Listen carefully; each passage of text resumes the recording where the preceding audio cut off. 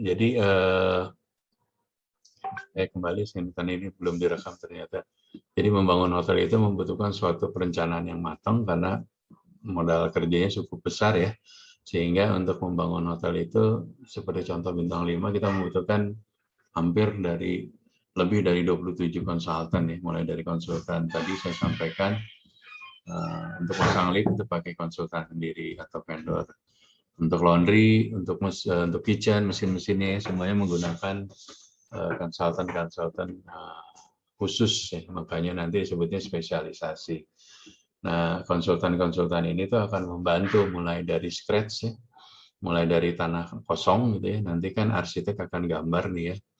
Waktu arsitek gambar, nanti akan diskusi sama orang sipilnya, yang kontraktornya nih.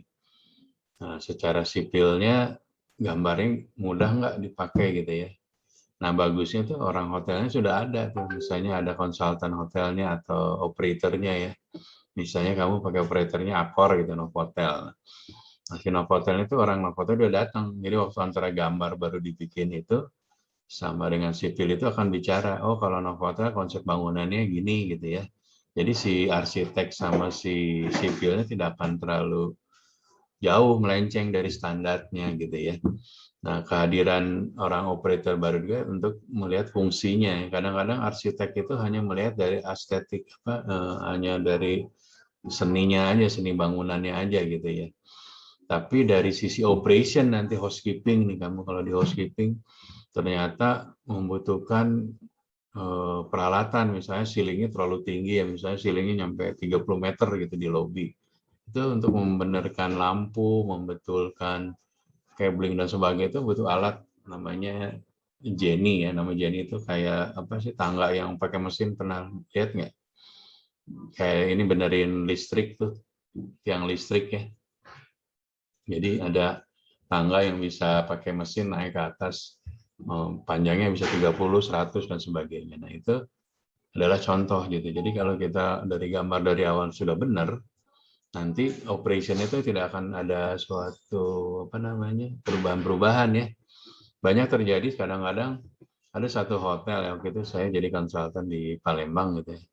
Karena dia bangun hotelnya itu dari ruko. Terus ternyata dia pengen bangun hotel bintang 3, dipaksain gitu ya. Dia sampai lupa bikin back office-nya. Jadi kayak kantornya buat back office, terus housekeeping, lokernya, karyawan kantinnya, itu nggak connecting ke hotel, jadi gedungnya beda gitu jauh. Jadi bisa dibayangin ada karyawan keluar masuk dari lobby gitu ya, karena nggak ada pintu back office-nya. Nah seperti inilah, jadi kita benar-benar harus prepare yang namanya desain hotel, planningnya seperti apa, kita mengambil bintang 3, misalnya pakai chain-nya Accor atau chain-nya Swiss Bell, itu punya karakteristik hotel masing-masing gitu ya. Kecuali kalau hotel yang modelnya lokal yang tidak ada standar, dia cuman operate aja, jadi bentuk apapun sama dia dihajar aja langsung di manage gitu ya. Tapi biasanya kalau hotel udah besar itu dia punya standar tertentu, apalagi terutama safety ya, keamanannya gitu ya. Banyak hotel juga di Indonesia yang mengabaikan ini fungsi keamanannya ya. Misalnya nggak ada smoke detector. Saya pernah lihat ada satu hotel ya, kalau nggak salah di Palembang juga. Kamu lihat kalau masuk ke kamar itu di atas ada kayak itu ya, kayak mangkok di atas, itu namanya smoke detector ya. Ada smoke itu dari asap, terus ada dari fire atau panas dari heat gitu ya. Nah itu tuh harus ada tuh dua-duanya. Jadi kalau terjadi misalnya orang ngerokok pada kamarnya non smoking, dia akan langsung bunyi alarmnya gitu ya. Nah itu menjaga hotel kita juga supaya jangan, kita nggak ketahuan namanya hotel kamarnya banyak, tiba-tiba ada api, kita nggak tahuan. Tapi kalau kita menggunakan model alarm ini, kita ketahuan, oh di sirkuitnya, dia master circuit fire alarm itu akan tertulis terjadi api di area misalnya zona 3, area tamu kamar nomor segini gitu. Nah, itu memudahkan kita. Jadi kalau nanti ada terjadi kebakaran, kita langsung lari, nggak usah nyari-nyari apinya ada di kamar berapa gitu ya. Nah itu adalah salah satu contoh dari safety ya, safety. Terus yang kedua safety juga mengenai kayak tangga gitu kan. Karena ada aturan kita ngebangun itu harus punya yang namanya buat ini ya, orang difabel ya, orang yang pakai kursi roda gitu ya. Jadi tangganya nggak boleh curam, dia harus ada tangga buat buat kursi roda bisa naik ya, jangan terlalu curam sehingga dia memudahkan untuk naik gitu ya. Sampai di sini ada yang mau nanya? Yang bertanya? Oke, kalau nggak ada saya lanjut ya. Jadi beberapa owner yang tidak punya pengalaman dengan membangun hotel biasanya akan baru-baru itu kayak sekolahan itu belajar menghadapi tolong dimatiin Fikri Bahri suaranya masuk, tolong di mute, yang lain di mute ya, kalau saya lagi ngomong tolong di mute. Fikri. Oke. Jadi dari beberapa owner karena belum mempunyai pengalaman, kadang-kadang dia kaget itu membangun hotel ternyata harus ada konsultan tambahan, dipikirnya kamu udah pilih Novotel, udah menjawab semuanya, ternyata masih kita perlu konsultan kitchen, kita perlu konsultan laundry. Nah kayak gini-gini kan kalau kita nggak prepare, ownernya belum tahu, dan tidak dimasukkan ke dalam anggarannya, ini akan menjadi biasanya menjadi diskusi yang sangat panjang dan debatable. Jadi beberapa owner yang belum siap dari segi dana, bangun hotel, pakai brand asing, ternyata ada standar dari brand asing, yang dia dari awal dia belum tahu gitu. Nah biasanya kita kalau brand besar itu kita ada namanya technical assistant ya. Technical assistant itu adalah kita mereview, membantu mengkonsultani mulai dari gambar ya, dari scratch dari tanah, kita mulai gambar konsep gedungnya, konsep kamar dan sebagainya, itu si operator itu kayak Novotel atau Swiss Bell, dia akan continue meeting dengan owner, dengan arsiteknya, dengan kontraktornya, supaya pembangunannya itu bisa terkawal dengan dengan rapi ya. Banyak terjadi gini, arsiteknya gambarnya A, terus si kontraktornya gambarnya ternyata ada revisinya dia nggak ngikutin nih si yang bangun. Terus nggak ada lagi yang ngontrol sih dari operatornya, nggak ada lagi MK-nya ya atau main kontraktornya sebagai pengawasnya. Akhirnya si arsitek masih udah gambar kedua, tapi si kontraktornya ngebangunnya pakai gambar pertama. Nah, itu banyak terjadi juga yang kejadian seperti itu. Akhirnya harus bongkar lagi gitu ya. Nah kayak gitu-gitu untuk dihindari, biasanya kita ada meeting dari semua ya, dari arsitek, kontraktor, operatornya, owner semuanya. Jadi semua tahu, di situ pun owner akan approve bahan-bahan materialnya yang dipakai apa aja nih. Misalnya marmernya dari Italia ya, harganya sangat mahal gitu ya. Nah nanti si operator atau arsitek memberikan pilihan lain, oke nggak usah pakai marmer, misalnya pakai keramik yang modelnya homogenes yang mirip kayak kayak marble, tapi dengan harga yang jauh lebih murah gitu ya. Nah, seperti itu. Sampai di sini ada yang ditanya? Ada yang mau nanya? Mega, Boy? Ada yang mau nanya? Kalau enggak kita lanjut ya. Jadi membangun hotel itu membutuhkan seperti saya sampaikan pengetahuan yang sangat spesifik ya. Dan pengetahuan sangat spesifik ini membutuhkan kapitalisasi dana yang besar. Ya. Makanya nanti waktu kemarin di mata kuliah yang sudah kelayakan kan seperti saya sampaikan ya, waktu bangun hotel itu biasanya ada dua modalnya, modal sendiri dan modal dari bank. Nah nanti kira-kira waktu membangun butuh biayanya berapa nih gitu ya. Nah misalnya biayanya butuh per kamar jatuhnya 1 miliar gitu ya, investasi per roomkey-nya 1 miliar lah misalnya gitu. Nah kira-kira si owner udah siap belum dananya? Kalau 1 miliar satu kamar, kalau 100 kamar berarti berapa? Gitu kan 100 miliar, itu berarti bintang 5 nih misalnya gitu. Kira-kira dananya siap nggak gitu ya? Kalau dananya nggak siap, ya berarti dia harus reconsider, memutuskan kembali apakah mau bangun bintang 5 atau cukup bintang 4 dengan tambahan fasilitas dan sebagainya. Karena pengaruh dari finansial ini mempengaruhi nanti ke kualitas sama servisnya ya. Kurang lebih seperti itu. Jadi konsepnya ini membangun harus kita tentukan dulu. Terus ada satu kesepakatan mau pakai brandnya apa, operatornya apa, desainnya seperti apa, arsiteknya, untuk menghindari kegagalan ya dalam membangun hotel. Kalau ada yang mau nanya langsung aja ya. Nah ini yang kritikal nih waktu kita bangun hotel. Ini kita misalnya scratch gambar dari si arsitek. Terlihat gambarnya ya? Gambarnya terlihat desainnya? Iya, terlihat, Pak. Iya, Oke. Pak. Lihat, Pak. Nah, ini misalnya desain hotel, ini mulai dari lobby, ini entrance-nya nih. Nah, banyak yang bermasalah biasanya aksesnya nih. Ada beberapa bangun hotel yang kelasnya mungkin melati dan bintang 2 ke bawah lah ya. Dia namanya akses tamu sama akses karyawan kan nggak boleh sama ya. Jadi khusus tamu tuh dari front of the house. Karyawan atau supplier dia akan ngambil dari back of the house.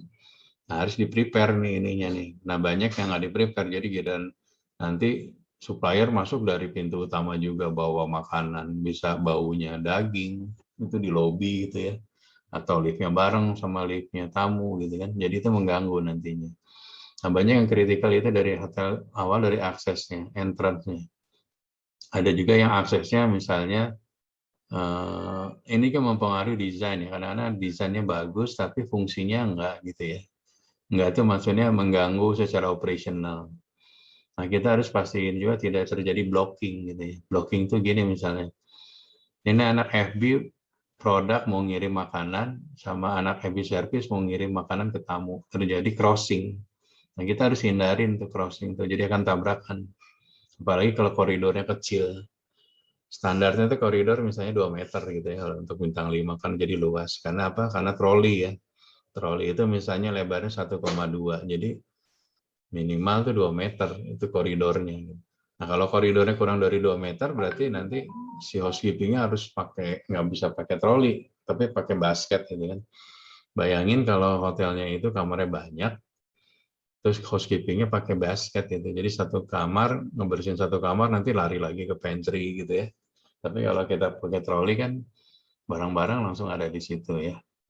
Terus eksterior juga menjadi kritikal ya. Banyak hotel bagus, kamu kalau pernah ke Serpong ada namanya Hotel JHL, Soliter, itu bagus hotelnya.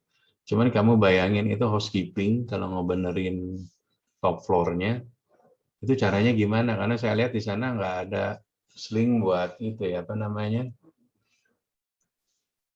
buat iketan slingnya, apa namanya, buat gondola naik ya. Kalau gondola naik itu kan butuh apa namanya sling itu baja ya, tali baja diikat. Nah, kalau bentuknya itu kaca itu saya nggak ngebayangin gimana ngikatnya gitu kan. Jadi ngebersihin kacanya juga susah nanti operationnya. Mungkin nggak akan dibersihin selama hotel itu berdiri gitu karena desainnya yang bikin repot buat operation. Nah, makanya antara arsitek, sipil, sama operator itu harus duduk bareng. Arsitek bangunan desainnya bagus, si sipilnya bisa, tapi emang jadi mahal gitu cost-nya ya. Tapi operationnya yang repot nih seperti saya sampaikan tadi, misal ceilingnya tinggi banget gitu ya, nyampe 20 meter gitu, berarti kan dia harus pakai alat bantu lagi ya, untuk kalau misalnya lampu putus, misalnya mau ngecat ceiling bocor segala macam itu repot. Terus lobby, tolong suaranya di mute ya. Terus lobby ya, lobby juga mempengaruhi ya. Kalau kita sekarang desain sekarang itu sangat sederhana ya, apalagi bintang 2 itu bintang 3 pun sekarang fungsi lobby diperkecil karena lebih baik yang jadi duit ya, misalnya jadi kamar, jadi restoran, jadi meeting room. Kalau lobby kan orang cuma check-in, terus kalau ada lounge saya duduk di lounge, tapi di lobby kalau bisa jangan berlama-lama gitu supaya space-nya nggak terlalu besar. Ya. Front office juga mempengaruhi. Jadi ada front office yang nggak ada, misalnya ini misalnya front desk-nya gitu ya. Tapi nggak ada counter untuk apa pintu masuk dari counter. Orang masuk harus dari pintu belakang. Nah itu juga sama, kalau ada komplain berarti kan si orang anak front desk-nya harus keluar dulu baru ke depan. Nah itu ada terjadian seperti itu. Jadi front desk-nya apa namanya nggak ada pintu entrance dari depannya buat karyawan masuk gitu. Jadi masuknya dari back area gitu. Nah seperti ini sering terjadi ya. Terus luggage room juga ada, juga hotel yang ada luggage-nya, kira nanti ada meeting room, terus apalagi kalau daerah itu daerah wisata ya, misalnya banyak orang leisure, luggage-nya akhirnya berantakan di lobi. Nah ini mengundang bisa kehilangan ya, kontrolnya juga repot dan sebagainya. Terus kamar, guest room. Guest room seperti saya sampaikan kemarin, fasilitasnya ya, kadang-kadang tipenya terlalu banyak tipe. Itu mempengaruhi nanti jualannya juga repot orang sales. Housekeeping juga repot untuk setupnya ya, karena masing-masing tipe kamar beda setapannya, amenitiesnya misalnya gitu ya. Nah ini harus di-prepare nih. Terus jumlah twin, itu saya sampaikan minggu lalu ya, twin bednya sama king bednya harus proporsional dengan jumlah meeting room ya, karena nanti meetingnya berapa, perlu twinnya berapa gitu ya. Jangan sampai nanti giliran meeting kalau kamarnya bisa Hollywood twin ya, tapi kalau kamarnya nggak ada kan nggak mungkin yang tadi saya sampaikan, peserta meetingnya, meeting partisipannya sama-sama cowok gitu tidur satu king bed kan nggak mungkin. Kalau female mungkin masih oke, tapi kalau cowok nggak mungkin lah ya, jadi nggak mau pasti ya. Dia pasti mintanya twin gitu ya. Terus kita perlu memerlukan connecting room. Biasanya kalau kamar-kamar untuk suite ya, jadi orang tuanya di kamar misalnya suite, anaknya di deluxe, terus ada connecting supaya gampang, jadi nggak usah keluar koridor dulu ya. Ini juga harus diperhitungkan. Berapa banyaknya connecting, ngeliatin dari nanti market profilnya. Kalau marketnya kamu banyak, misalnya pejabat-pejabat, pejabat biasanya perlu ajudan yang dekat, atau tadi banyak family leisure ya, butuh connecting, itu juga harus dihitung. Jangan sampai nanti di tiap floor hanya sedikit, akhirnya kita jualannya terbatas ya. Nah di aturan PHRI, di aturan internasional kita harus menyiapkan namanya disable.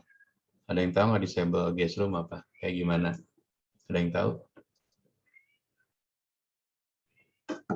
Ada yang tahu nggak? Disable. Kamar disable seperti apa? Ada yang tahu nggak? Boy, Mega, Andi, Anggreni, Debbie, ada yang tahu nggak? Disable room itu kayak room yang untuk orang yang kebutuhan khusus, Pak. Ya, betul Kayak ya. yang pakai Pakai roda apa? gitu, Pak ya. Kayak gimana di kamarnya kan seperti apa? Kamu tahunya seperti apa? Di kamar disable biasanya kamar mandinya kayak gimana? Kayak ini Pak, ada apa tuh tiang gitu Pak. Terus Ada juga barnya ya. Namanya ada barnya ya, ada bar buat hand grip gitu, bar. Terus nanti ketinggian ininya juga sama, apa namanya, pintunya harusnya sliding ya, jadi nggak bisa pintu yang konvensional gitu ya. Kita harus sliding kalau disable. Terus si posisi apa namanya, water closetnya atau apa namanya wash basinnya itu agak rendah ya, karena dia kan pakai kursi roda. Kalau tinggi dia akan ke handle ya gitu ya. Udah tahu ya. Jadi ada restoran bar juga nanti ini sama. Banyak hotel yang bikin restorannya kursinya kebanyakan karena dia nggak ngitung. Jadi kursi yang bagus itu jumlah berapa? Ada yang tahu nggak berapa jumlah idealnya kursi di dalam restoran dalam satu hotel? Ada yang tahu nggak berapa ngitungnya? Caranya gimana? Hitungnya. Yang tahu nggak? Yang tahu saya kasih nilai A langsung nanti UASnya. Gimana cara menghitung seating capacity di restoran? Restoran yang ada hotelnya di dalam hotel ya. Supaya jumlah kursinya tidak terlalu banyak, tidak terlalu sedikit. Ada yang tahu nggak ngitungnya gimana cara menentukan seating capacity ideal? Caranya gimana? Ada yang tahu? Jadi cara ngitungnya gini ya. Jadi kamu kan tadi lihat kamarnya misalnya 100 tadi ya. Kamarnya 100. Terus misalnya tipe apa namanya? Tipe twinnya misalnya 30%, berarti 30 kamarnya twin ya. Okupansinya diperkirakan waktu kita bangun di 40% lah katakanlah. Kalau 40% kan berarti sehari kamarnya 40 ya. 40 kalau diisi kamarnya twin 30, berarti orangnya berapa? Ada berapa orang yang stay?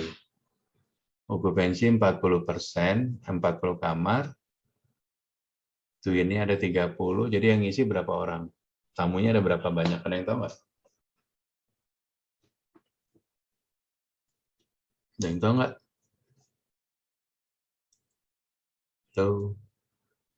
Tahu nggak? Ngitungnya gimana?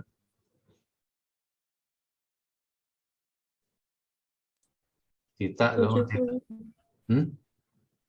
70 dari mana? Ya dari mana? 70 ngitungnya. Kan twinnya ada 30. Berarti Terus kamarnya 40. Twinnya jadi 60 kan? ya betul ya. Jadi kayak gitu benar. Tadi siapa yang jawab itu? Indra Tasya. Yang data saya. Jadi betul tadi data saya bilang. Jadi katakanlah tadi 40 ya, berarti kamarnya 70. Okupansi diperkirakan rata-rata waktu kita bangun hotel di 40%, ambillah tadi 70 lah gitu ya. Nah 70 pun orang breakfast, mungkin yang twin itu karena meeting dia akan serentak ya, karena meetingnya jam 9, dia harus bangun 7:30 lah paling telat mandi. Karena twin kan mandinya bergantian ya, berarti sekitar sebelum jam 9 tuh orang jam 8 udah pada breakfast, betul nggak? Nah, berarti kan anggaplah 60 akan breakfast pada saat yang bersamaan serentak gitu ya, karena dia menghitung akan meeting jam 9. Berarti minimalnya di 60 sitting. Nah, kurang lebih seperti itu cara ngitungnya. Jadi kamu lihat pola okupansinya berapa, terus komposisi kamarnya seperti apa, baru tentukan itunya sittingnya. Nah, kalau misalnya nanti kurang, bisa disiasati dengan kalau ada selasar, ada lounge, atau dekat meeting room, nanti kamu tinggal tambah aja kursi bangketnya. Walaupun memang sepertinya tidak bagus ya, tapi itu secara investasi lebih murah. Kamu nggak kelebihan bikin restorannya, nggak kegedean. Jadi bisa di saving ya. Nanti kekurangannya tinggal kurang tamunya, tinggal ditambahin aja kursi bangket dan sebagainya ya. Nah, room service ya, in-room dining. Saat ini juga untuk saving cost banyak hotel yang fasilitas room service-nya hanya dua serving period aja ya. Di jam lunch, dari breakfast, lunch, sampai dinnernya sampai jam 11, last ordernya jam 11. Supaya satu, kitchennya lebih murah ya, karyawan nggak banyak. Terus kedua, listrik, chiller semuanya bisa dimatiin, jadi bisa saving ya gitu. Nah, yang ketiga meeting room. Ada yang tahu nggak cara gimana menentukan idealnya berapa banyak meeting room di dalam satu hotel? Ada yang tahu nggak?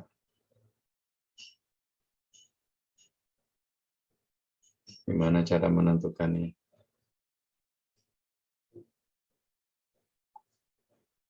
Ada yang tahu cara menentukan berapa banyak meeting room?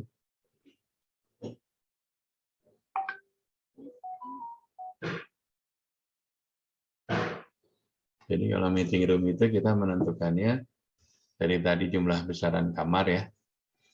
Nah, jadi besaran kamar twin sama meeting room biasanya kita nyambung gitu. Karena twinnya tadi 30, berarti kan yang peserta meeting katakanlah 60. 60 mau dibikin ruang meeting berapa? Misalnya per 30 pack gitu ya. Berarti kita butuh 2 meeting room. Jadi cara menentukannya gitu ya. Terus tapi kalau kamu mau bikin ballroom, kamu harus lihat dulu parkiran ada nggak gitu ya. Jangan sampai kamu bikin ballroom ada parkirnya juga, nanti akan repot ya. Di beberapa kota nanti kamu akan kena sanksi karena nanti mobil parkirannya di badan jalan dan sebagainya ya. Jadi ini penting kita harus tentukan juga ya. Spa, gym, dan swimming pool ini mengikuti aja. Kalau bintang 2 nggak perlu. Bintang 3 juga kadang-kadang swimming pool nggak perlu karena space-nya kecil ya. Tapi gym, kita lihat model tamunya juga gitu. Kalau tamunya family mungkin ada ya, dia akan menikmati waktu, ada berenang, ada gym, atau hotel kayak di Palembang karena banyak dari daerah-daerah satelitnya ya, dari Oku atau dari mana, Muara Enim, Lahat yang datang ke Palembang, mungkin nyari hotel yang ada gymnya, ada swimming poolnya. Ini menjadi satu tambahan bagi kita. Tapi Perlu diingat, bangun swimming pool, bangun gym itu membutuhkan juga investasi yang sangat besar ya. Apalagi kalau swimming poolnya di lantai atas tuh, di top floor. Karena harus punya konstruksi yang tahan apa namanya, bocor ya, leaking. Di sini ada yang mau nanya untuk desain. Bisa di ini nggak? Izin bertanya, Pak. Iya, ya, silakan. Kalau misalnya kita tuh ngebangun hotel itu berbeda ya Pak biayanya dengan sesuai bintangnya ya Pak. Oh iya, berbeda. Jadi kayak bintang 5 nanti yang seperti saya sampaikan di kemarin kan ada istilahnya room investment, room B ya. Ada room B, ada room key ya. Kalau room key itu satu kunci, mungkin di dalamnya ada 2 kamar. Kalau satu kamar istilahnya satu room B ya. Jadi kalau satu room key tapi ada 2 room B gitu ya. Nah, bintang 5 saat ini di Indonesia rata-rata satu room key itu sekitar 1 miliar. Kalau bintang 5-nya brand besar ya, kayak Marriott atau Accor gitu ya. Nah, kalau bintang 4 biasanya range-nya satu room key-nya 700 juta. Jadi kalau kamu nggak bangunan 100 kamar, berarti 700 juta kali 100, berarti untuk bangunannya aja 70 miliar. Tapi si 700 itu udah melingkupi semua, ya udah termasuk lobbynya, gensetnya. Jadi semua biaya investasi dibagi kamar namanya room key ya. Itu 700 juta gitu, untuk bintang 4. Tapi mungkin bintang 4-nya di Jakarta, di Palembang, atau di Papua akan beda. Nanti ada freight-nya ya, ada biaya. Kan tukang-tukangnya dari Jawa mungkin atau dari Sumatera. Terus apa sih alat-alat ininya kebanyakan kan di Papua mungkin nggak ada gitu. Nah itu cost-nya pasti lebih mahal. Di Indonesia Timur jauh lebih mahal. Bedanya pasti lebih mahal karena ada biaya transportasinya, ada freight-nya untuk alat dan sebagainya ya. Menjawab pertanyaannya? Ya udah, Pak. Makasih ya Pak. Ada lagi yang mau nanya?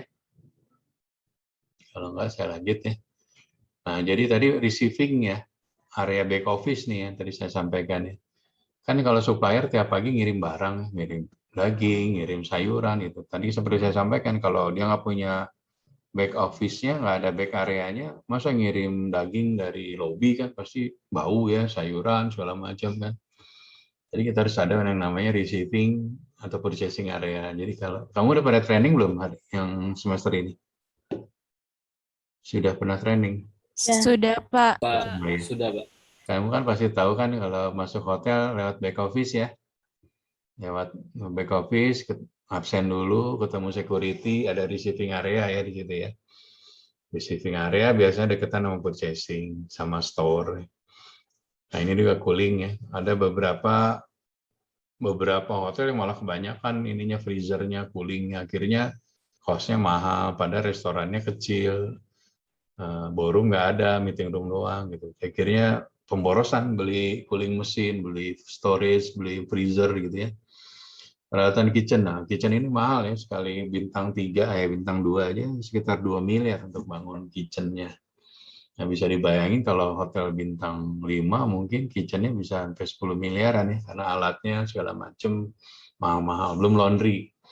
Makanya sekarang banyak hotel investasinya nggak laundry, jadi laundrynya outsourcing ya dari luar gitu ya, karena mesin laundrynya mahal ya. Satu washing aja yang 60 kilo mungkin sekitar 300 jutaan nih kalau produk Jerman nih. Kalau produk Cina ya mungkin murah, tapi kita nggak tahu ya berapa lama kekuatannya gitu ya, kekuatan mesinnya. Nah, kita biasanya sih kalau brand-brand asing dia pakai brand operator asing gitu ya, Accor, Marriott dan lainnya pasti menyarankan, dan dia udah punya rekanannya ya. Jadi dia harus kitchen misalnya harus brandnya ini, laundry harus dari mesinnya mungkin mesin Jerman gitu ya. Nah ini yang jadi mahal tuh itu gitu. Makanya investasinya satu room key 1 miliar karena mesin laundrynya mahal gitu ya segala macam. Terus back office nih yang sudah disampaikan, saya waktu itu bangun hotel di daerah Palembang Palembang Mall apa tuh lupa. Nah di situ tuh nggak ada back areanya gitu. Jadi back areanya tuh di depannya gitu, di ruko depannya gitu, bisa dibayangin. Jadi karyawan ganti baju dari depan masuk lewat lobby dan sebagainya. Sangat mengganggu ya secara estetik dan secara fungsi ya. Staff veteran locker juga nih harus dipastiin lockernya harus ada ya, karena kita kan Karyawan hotel kan dibiasakan mungkin pagi hari atau pulang kerja mandi ya, jadi harus bersih, wangi, dan sebagainya. Kalau nggak ada loker kan bisa dibayangin, kesian karyawannya ya, untuk coba hygiene, grooming yang bagus, kalau nggak ada lokernya repot nih. Nah ini juga restoran, kantin ya, kadang-kadang kantinnya nggak ada. Jadi kesian anak-anak makan itu tempatnya kecil, sumpok dan sebagainya. Nah kalau hotel bintang besar, bintang 5, bintang 4, fasilitas karyawan itu menjadi yang utama ya, karena ini untuk engagement dengan karyawannya, dengan timnya gitu. Gimana kita mau membangun motivasi kalau karyawan lokernya sempit, kantinnya kecil banget. Itu kalau diadakan survei, mungkin survei kepuasannya karyawan nggak ada yang puas gitu ya. Nah, makanya kalau hotel-hotel brand besar itu pasti kantinnya mewah deh ya. Nah, kayak saya dulu di Sheraton itu tuh kantinnya tuh sama seperti apa ya, kayak Pujasera lah ya, kayak di tempat di mall gitu ya. Dan makanannya sangat melimpah gitu ya. Karena apa? Karena orang akan bekerjanya mungkin long hours ya. Orang yang masuk pagi, pulangnya mungkin relatif malam gitu. Jadi dia makan 2 kali gitu. Jadi kita malah memberikan suatu keleluasaan. Karena dengan kita memberikan suatu kenyamanan ke karyawan, diharapkan mereka lebih loyal ya, karyawannya gitu ya. Nah, zaman dulu nih kita ada ini nursery ya. Ini kalau ada apa? Kalau kita punya decoration ya, kita punya ini sendiri apa namanya tuh tempat bunga ya. Tapi sekarang udah jarang, kebanyakan outsourcing juga ya kalau dekor-dekor buat bangket dan sebagainya. Nah ini kamu bisa baca semuanya bahwa ini adalah suatu segini banyaknya gitu aspeknya gitu. Jadi berbagai aspek ini kadang-kadang banyak kesalahan ya, kayak water supply treatment. Ada satu hotel yang kondisi air tanahnya sangat kurang dan jelek, sehingga dia harus melakukan penyulingan ya. Jadi pakai mesin RO namanya. RO itu jadi air dari tanah itu ternyata tidak bisa langsung dipakai. Misalnya airnya dekat laut gitu ya. Jadi harus difilter dulu, dan filternya menggunakan beberapa membran sehingga membutuhkan suatu sistem yang sangat mahal gitu ya. Nah, kalau dia nggak bisa provide RO, dia harus beli air modelnya tangkian gitu, pakai tangki ya. Mungkin di Palembang ada juga nggak yang beli hotel nggak punya air, dia beli pakai tangki, kayak truk tangki gitu ya. Terus masalah fire safety ini yang saya sampaikan ini adalah masalah yang utama ya. Di dalam hotel membangun ini yang utama nih, fire safety-nya. Jangan sampai nanti ada kejadian tamu amit-amit kebakaran nih di dalam kamar, terus nggak ada alarm nih. Ini hotelnya akan dituntut nih, bisu. Jadi malah kalau hotel kita, hotel brand besar itu, kita akan melakukan quarterly ya, per 3 bulan itu akan rutin melakukan latihan pemadam kebakaran. Supaya apa? Supaya anak-anak terbiasa melakukan evakuasi dan sebagainya. Terus server juga, tapi sekarang kan ada 2 ya, sekarang ada menggunakan cloud, ada juga menggunakan server on-premise. Ya, on-premise itu servernya di hotel gitu. Tapi kalau cloud nggak pakai server di hotel, tapi ada di cloud, di awan gitu ya, di cloud, di kantornya, di server pusatnya gitu. Nah PMS juga pengaruh, ini sistem ya, kayak sistem kalau di sana pakai Rhapsody ya di kampus ya, atau pakai Opera atau pakai apapun, ini sangat mempengaruhi. Dan Opera itu sangat mahal ya. Opera itu bisa nilainya aja sekitar 2 miliar untuk front office ya, belum buat back office dan sebagainya. Jadi dibayangin kalau kita bangun hotel, modalnya tidak terlalu besar, akhirnya pengadaan barang ininya nantinya kurang bagus ya. Point of sale itu buat di restoran ya. Nah, di sini mau nanya,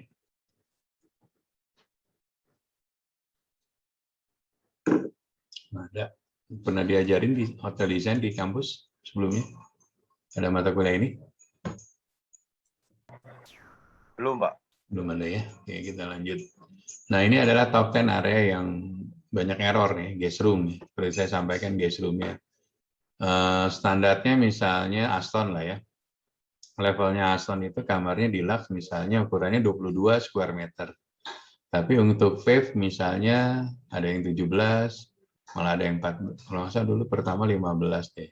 Terus mungkin naik dari situ, di bawahnya Aston apa coba, ada yang tahu apa brandnya yang di Palembang itu, jadi lupa sih. Yang sebelahnya Aston apa? Harper, Pak. Harper. Nah, Harper misalnya kan dia levelnya bintang 3-nya gitu ya. Mungkin dia square meternya jauh di bawah yang brand Aston. Aston misalnya 2224, dia misalnya 18 atau 20 gitu ya. Nah, ini banyak kejadian kalau arsitek yang bagus atau sipil yang bagus ngebagi per kamarnya itu bisa pas, nggak banyak pilar. Nah, yang arsitek nggak bagus itu suka ada pilar banyak nih. Akhirnya kamu pernah ngebayangin nggak di dalam satu kamar ada pilar gede gitu loh. Pilar struktur, karena dia nggak bisa ngakalin itunya, pilarnya gitu. Tapi kalau arsitek yang benar ya, misalnya satu floor ada 20 kamar, pilarnya itu nggak kelihatan, nggak nongol di dalam kamar. Nah, ini juga salah satu contoh yang sering banyak error tuh, itu gambarnya si arsitek waktu dibangun jadi kebanyakan pilar. Atau meeting room deh, meeting room kan suka banyak pilar-pilarnya, itu nggak bagus tuh ya. Atau ballroom gitu. Ballroom kan yang bagus itu luas memanjang, kayak Arya Duta Palembang tuh bagus tuh, di bawah, karena di bawah ya dia luas, tinggi, ceilingnya itu bagus ya. Jack up the host kadang-kadang ada yang lupa ya, nggak dibangun, akhirnya ya dan hotelnya jadi nyimpen karyawan, locker, kantin, baru mikir gitu ya. Nah, ini yang jadi sering top 10 yang sering terjadi ya. Tadi kamar mandi juga ya, seperti tadi misalnya yang difabel, pintunya kebalik, atau ini biasanya banyaknya problemnya sih bathroom di ini nih, di exhaust-nya nih. Suka kamu ngalamin kan di kamar suka bau ya, atau apa toiletnya apa nggak, kurang hygiene ya, baunya keluar gitu. Nah, ini juga problem dari piping ya, dari pemipaannya ya. Jadi pipanya, sistem sirkulasi udaranya nggak benar jadinya gitu ya. Fabric ini kalau untuk housekeeping nantinya misalnya di lobby atau di mana, di restoran, sofanya modelnya susah dibersihin nih.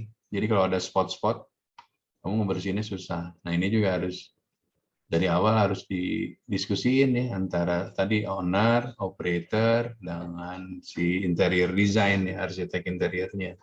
Bagus secara interior, tapi secara fungsi housekeepingnya repot nantinya. Nah, pas mau ganti warnanya ternyata susah, warnanya nggak ada di pasaran. Jadi ngaco, nanti belang-belang gitu ya. F&B facilities juga sama, tadi misalnya kursinya kebanyakan atau sebagainya. Elevator nih. Elevator misalnya ukurannya kekecilan. Sekarang apalagi dengan prokes, jarak satu lift itu misalnya hanya bisa 4 orang ujung-ujungnya. Atau elevatornya jadi satu sama tempat bawa makanan. Itu harus dipikirin ya. Atau elevatornya harus punya 2 pintu. Jadi kalau room service bisa masuk dari depan, keluar dari belakang. Jadi supaya lebih memudahkan. Jadi langsung keluar pintu belakangnya, langsung masuk kitchen gitu ya. Function room dan sebagainya. Sampai sini ada yang ditanya? Untuk top 10 ini. Ya, kalau nggak ada kita lanjut, masih banyak. Nah, ini kamu bisa lihat, kamu udah belajar housekeeping ya? Semuanya udah belajar housekeeping ya? Udah, Pak. Nah, menurut kamu kalau belajar housekeeping, ini apa yang akan kamu hadapi kalau hotel operation modelnya, hotelnya kamarnya kayak gini? Kira-kira apa aja yang kendala yang akan kamu hadapi?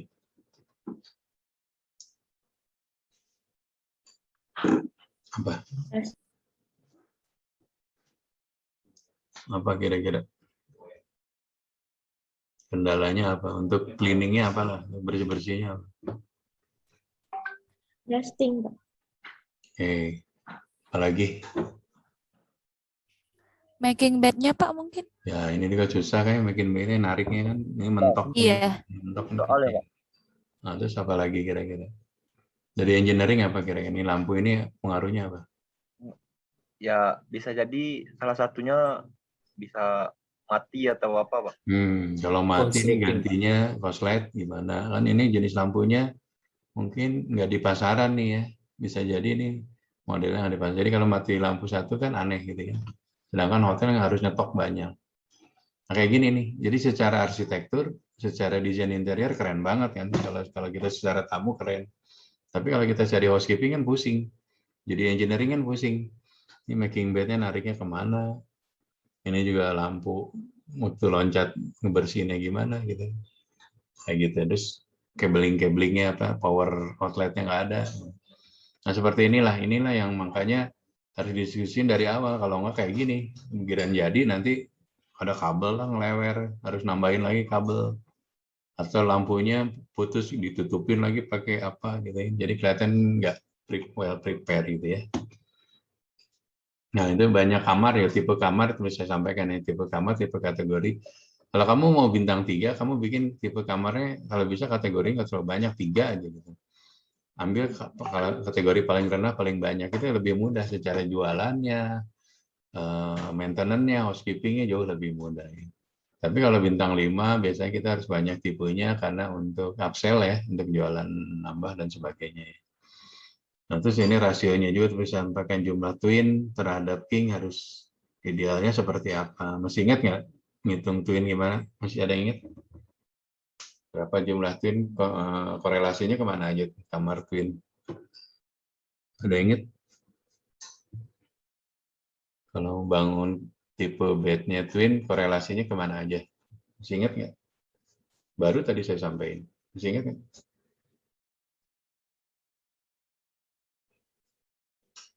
Mega, masih ingat Mega?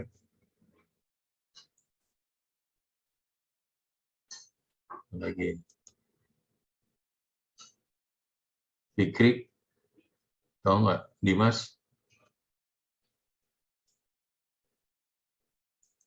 Jadi saya sampaikan ya, jadi kalau twin itu kan korelasi ke seating capacity ya, ingetin ya. Seating capacity restoran, terus yang kedua ke meeting room kapasitasnya gitu ya.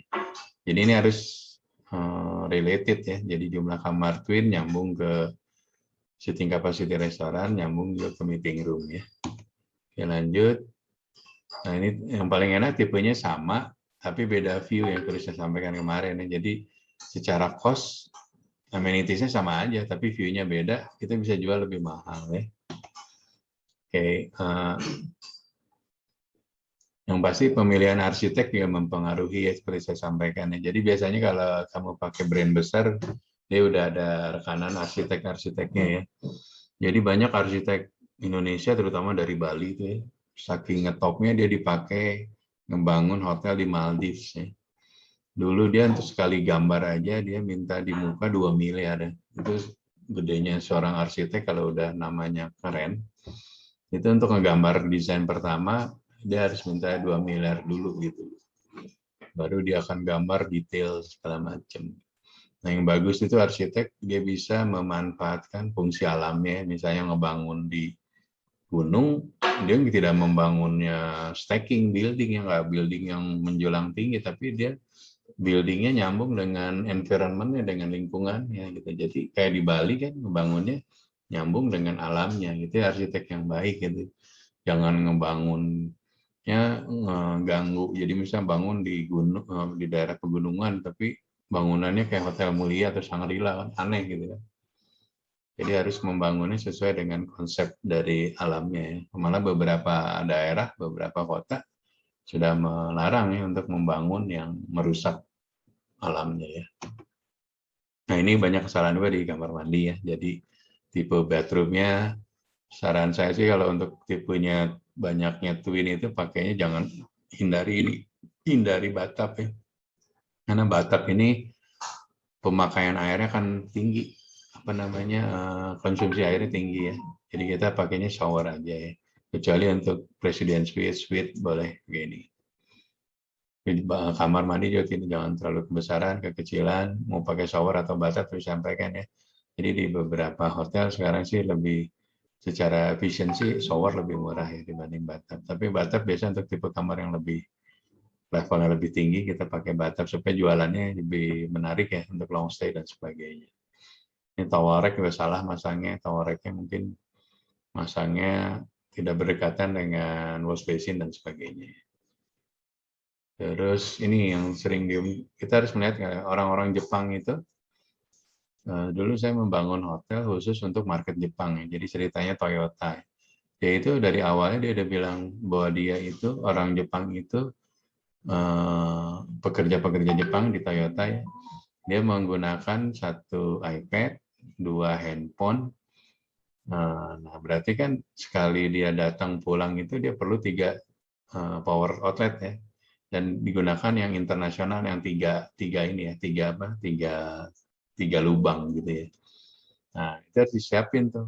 Tamu Eropa modelnya beda lagi gitu ya. Jadi nah banyak kejadiannya yang soketnya yang di Indonesia kan power outletnya cuma 2 ya lubangnya ya. Power outletnya yang colokan listrik. Nah, kalau di Eropa kan pakai yang 3 ya itunya kakinya. Atau Jepang juga pakainya 3. Nah, ini akhirnya hotel-hotel di kita tambah lagi nanti itunya kombinasinya kayak gitu-gitu. Nah, ini harus disiapin ya. Oh ya, orang Jepang juga seneng air panasnya ya. Nah, air panas juga pengaruh nih. Air panas itu kan biasanya di top floor ya, namanya hot water gitu ya. Mungkin dari atas itu 70 derajat Celcius ya. Tapi waktu dia turun ke kamar, itu air tuh mengalami penurunan derajatnya ya. Nah, kalau orang Jepang pengennya nyampe turun ke kamar itu jatuhnya 40 derajat, memang panas sekali ya. Tapi bagi orang Jepang dia senang berendam gitu. Nah, itu juga harus mempengaruhi kalau kamu punya tamunya marketnya Jepang, pasti dia minta bathtub. Kedua, minta airnya panasnya di 40 derajat. Nah, itu harus kita perhatiin. Kalau minibar sekarang sebagian menjadi opsional ya, karena minibar juga jarang orang pakai. Banyak orang banyak kosong gitu ya, nggak diisi oleh tamunya. Ini desain dari contoh bathroom. Nah, restoran juga sama. FB itu gimana memanage secara fungsinya dapat, tapi secara secara operation dan secara arsitekturnya dapatnya kayak Hard Rock Cafe gitu kan, tampilannya keren bagus, tapi operationnya juga tidak terjadi crossing seperti saya sampaikan. Crossing itu anak servis sama anak kitchen tabrakan karena koridornya kecil misalnya gitu. Kalau bisa dibikin looping, jadi nggak akan ketemu gitu ya. Nah, ini ada tidak nyambung konsep desainnya fine dining, tapi giliran jualannya coffee shop gitu. Nah, ini juga sama ya. Banyak restoran yang konsepnya apa, jualannya apa gitu ya. Karena tidak ada sinkronisasi di awal ya. Atau desain buffetnya nih jelek. Buffet table-nya nggak di-prepare atau buffet table-nya kepanjangan, akhirnya makanannya sedikit jadi kosong kelihatannya gitu ya. Atau tempat ice-nya ya, kalau kita nyimpen salad kan harus ada ice well namanya ya. Jadi saladnya kan harus dingin ya. Ada esnya ya. Esnya itu kan jatuh ke bawah kalau ke buffet itu. Nah, itu jatuhnya kemana itu, jangan sampai leaking, bocor dan sebagainya ya. Nah, yang tidak terlupakan emergency light ya, fire system. Banyak kejadian hotel-hotel kebakaran ya. Makanya kita harus hati-hati, model fire systemnya harus sesuai dengan standar dari dinas kebakaran ya. Biasanya nanti dinas kebakaran akan inspection. Terus sekarang dengan adanya prokes ya, jadi clean area, disinfektan dan sebagainya. Ya, nanti materinya saya akan share. Saya juga akan share tambahan jenis cara memprokes baru dari tata cara pembersihan yang baru ya secara prokes ya. Nah, yang terakhir ini waktunya mepet. Jangan lupa setiap ini ada quiz. Jadi nanti tolong ini pertanyaannya ya. In your opinion, why building hotel must a design and planning first? Jadi kamu jawabannya nggak boleh sama, namanya juga opini, pendapat kan beda-beda ya. Nanti habis ini waktunya 1 minggu, minggu depan sebelum perkuliahan udah dikirim ya di email ke ini email saya. Jangan lupa di subjek emailnya ditulis nama kampusnya ya, karena saya ngajar di kampus yang lain, kayak ini Poltekpar PLB Palembang ya. Karena saya udah bikin default, jadi waktu orang ngirim email subjeknya Poltekpar Palembang akan masuk ke foldernya khusus Poltekpar Palembang ya. Jadi jangan lupa, kemarin saya belum bikin kuisnya, tapi kemarin udah interview ada yang ngumpulin ya. Jadi mulai dari yang pertemuan kedua aja ini, tolong ini dikumpulin berarti Rabu depan ya. Walaupun besok ada kuliah, ini setiap ini untuk lebih efektif saya bikin kuis supaya pengen tahu seberapa jauh kemampuan daya nalarnya ya. Sampai di sini ada yang ditanya? Ada yang mau nanya? Pak, saya Yuk. Pak izin bertanya. Oke. Dalam penentuan tipe kamar dalam suatu kategori bintang hotel itu apakah ada ketentuannya Pak atau bagaimana? Terima kasih Pak Dino. Jadi kan seperti saya sampaikan tadi kan, kalau saya Aston gitu ya, kamu mau brandnya Harper gitu ya. Harper itu konsepnya misalnya ya, saya nggak tahu sekarang detail seperti apa ya, walaupun dulu saya di Aston. Misalnya Harper konsepnya lebih ke yang milenial gitu ya. Yang milenial berarti jenis kamarnya lebih banyak twin dan king, terus warna dominannya misalnya orange gitu ya. Nah, dia biasanya akan ngasih brand standarnya, Meg. Jadi brand standarnya untuk Harper tuh gini gitu ya. Terus nanti dia ngasih referensinya nih, arsiteknya ini. Tapi kalau kita punya arsitek yang lain juga boleh, tapi arsiteknya kudu komunikasi dengan arsiteknya Aston Harper. Nanti dia akan ngasih namanya brand standarnya. Ini brand standarnya Harper gini ya. Bangunnya harus begini, back office-nya begini, kamarnya modelnya begini. Karena harus standar, harus sama. Nah, baru si arsitek akan menggambar sesuai dengan guideline-nya itu gitu. Gitu, Meg. Ada lagi yang mau Iya ditanya? baik. Baik, terima kasih Pak Dino. Yang lain ada yang mau nanya? Kalau nggak ada, saya akhiri nih. Jangan lupa kuisnya. Terus kalau ada pertanyaan mata kuliah hari ini mau ditanya di minggu depan atau besok, monggo silakan ya. Oke, kalau nggak ada lagi, kalau nggak ada yang ditanya lagi, saya akhiri. Selamat pagi. Assalamualaikum warahmatullahi wabarakatuh. Pagi, Pak Dino. Waalaikumsalam warahmatullahi Terima kasih Pak Dino. Jangan lupa udah absen semua ya. Udah absen ya? Udah ya? Udah, Pak. Thank Oke, you, thank Pak. you. Yuk, Udah Pak. thank you.